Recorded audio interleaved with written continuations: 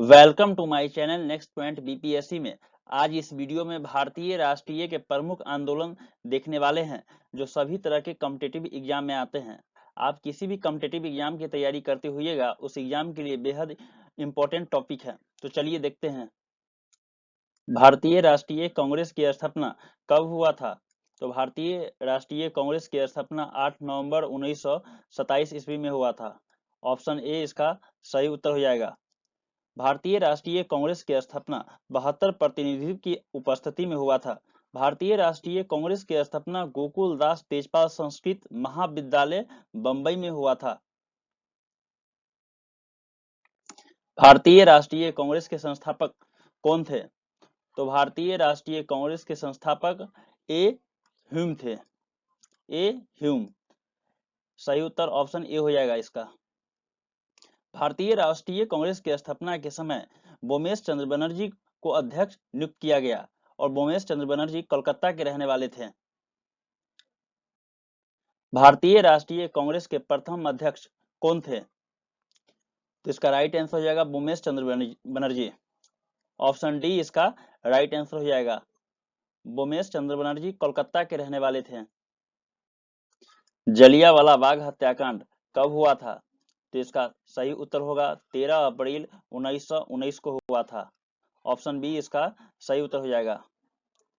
जलियांवाला बाग हत्याकांड जिस दिन हुआ था उस दिन बैसाखी पूर्णिमा का दिन था और कहाँ हुआ था? तो पंजाब के अमृतसर शहर में हुआ था, जिसमें कुछ नेता भाषण देने वाले थे और इस दिन शहर में कर्फ्यू लगा हुआ था।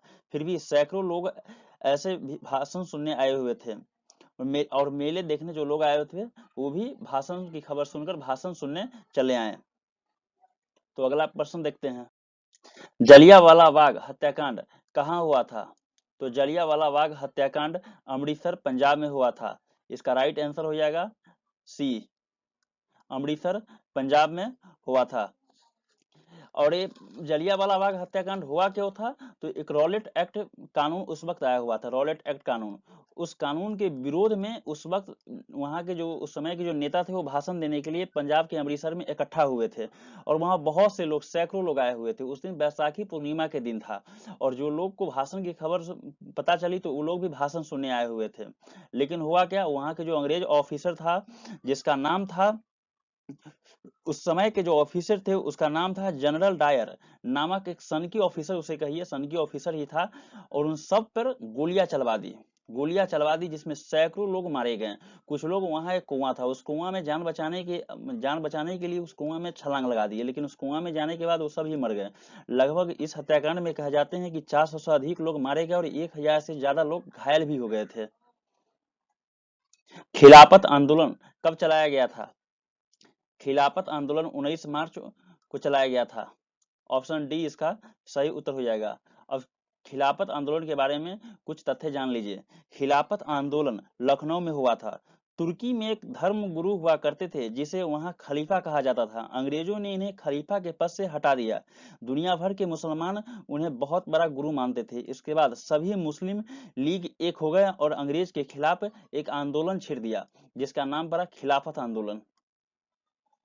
ऑप्शन डी इसका राइट आंसर हो जाएगा 1919 में। असहयोग आंदोलन कब चलाया गया था? तो असहयोग आंदोलन 1 अगस्त 1920 को चलाया गया था। ऑप्शन सी इसका सही उत्तर हो जाएगा, ऑप्शन सी। अब असहयोग आंदोलन के बारे में कुछ तथ्य जान लीजिए। असहयोग आंदोलन कलकत्ता में शुरू हुआ था और अंग्रेज हुक्मरानों की बढ़ती अत्याचार का विरोध करने के लिए हुआ था। इसके प्रमुख नेता महात्मा गांधी थे।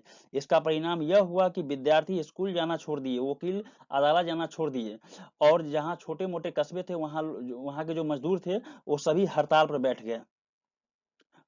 ऑप्शन सी इसका राइट आंसर हो जाएगा। 1 अगस्त 1930 को हुआ था, 1930 को। असहयोग आंदोलन किसने चलाया था?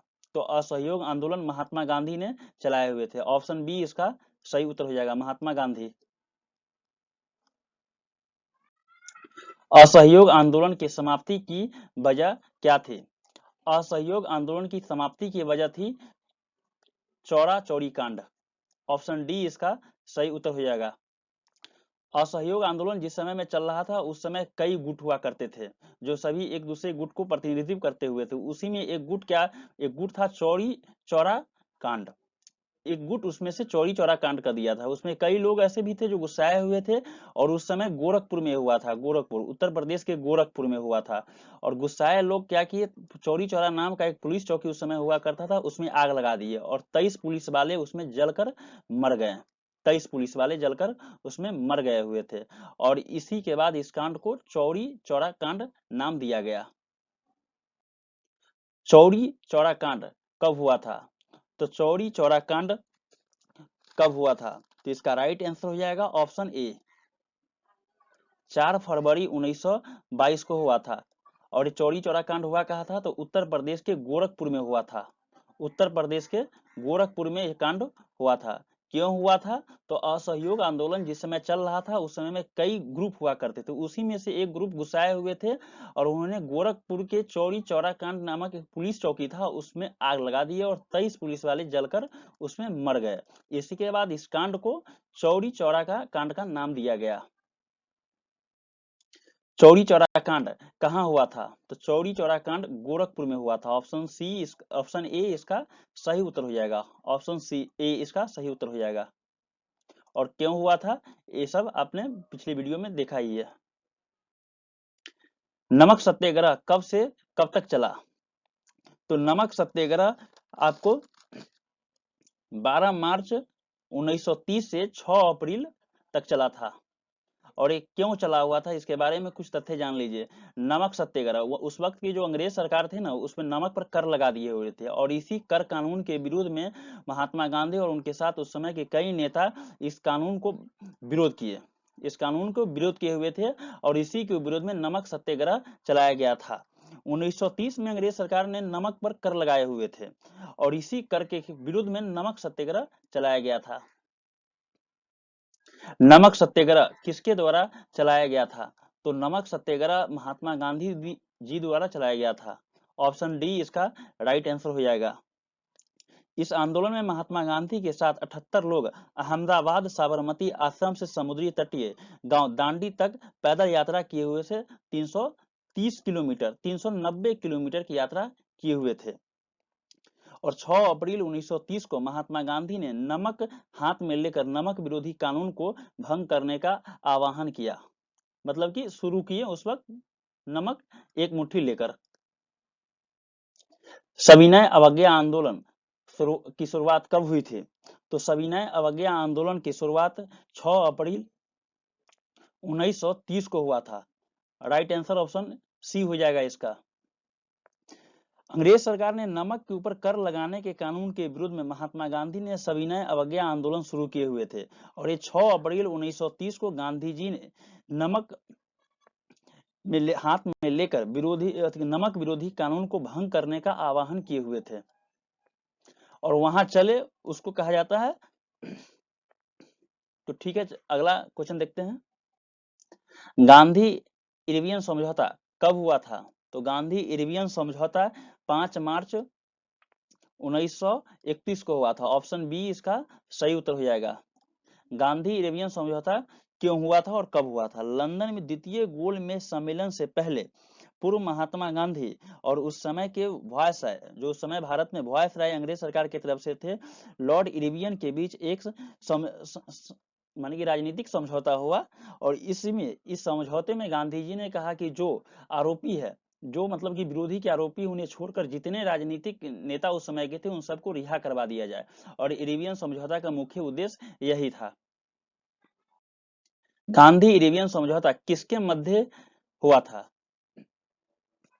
तो ऑप्शन सी, ऑप्शन ए इसका राइट आंसर हो जाएगा। महात्मा गांधी और लॉर्ड इरविन के मध्य हुआ था। और क्यों हुआ था ये आप सबने पिछले क्वेश्चन में देखा ही है। स्वराज पार्टी की स्थापना कब किया गया था? तो स्वराज पार्टी की स्थापना 1 जनवरी 1923 को किया गया हुआ था। ऑप्शन सी इसका सही उत्तर हो जाएगा। 1 जनवरी 1923 को किया गया था। स्वराज पार्टी की स्थापना किसने किया था? तो स्वराज पार्टी की स्थापना, इसका राइट आंसर हो जाएगा ऑप्शन ए, मोतीलाल नेहरू एवं चित्तरंजन दास और मोतीलाल नेहरू ने दोनों मिलकर स्वराज पार्टी की स्थापना किए हुए थे। साइमन कमीशन की स्थापना की घोषणा कब हुई थी? तो साइमन कमीशन की स्थापना की घोषणा 8 नवंबर 1927 को हुआ था। बारदोली सत्याग्रह कब हुआ था? बारदोली सत्याग्रह सितंबर में 1958 को हुआ था। ऑप्शन डी इसका सही उत्तर होगा। बारदोली सत्याग्रह गुजरात में हुआ था और इसका मुख्य उद्देश्य था किसान के लगान में 22% तक की वृद्धि कर दी गई हुई थी और सरदार वल्लभ भाई पटेल इस बारदोली सत्याग्रह का नेतृत्व कर रहे थे। और जो लगान हुआ था, जो 22% की किसान के लगान में वृद्धि हुआ था, उसी के खिलाफ सरदार वल्लभ भाई पटेल ने बारदोली सत्याग्रह का शुरुआत किए हुए थे। वीडियो पसंद आया तो चैनल को सब्सक्राइब कीजिए, वीडियो को लाइक कीजिए और कमेंट बताइए कि वीडियो आपको कैसा लगा। साथ में इस वीडियो को अपने दोस्त और अपने ग्रुप में भी शेयर कर दीजिए।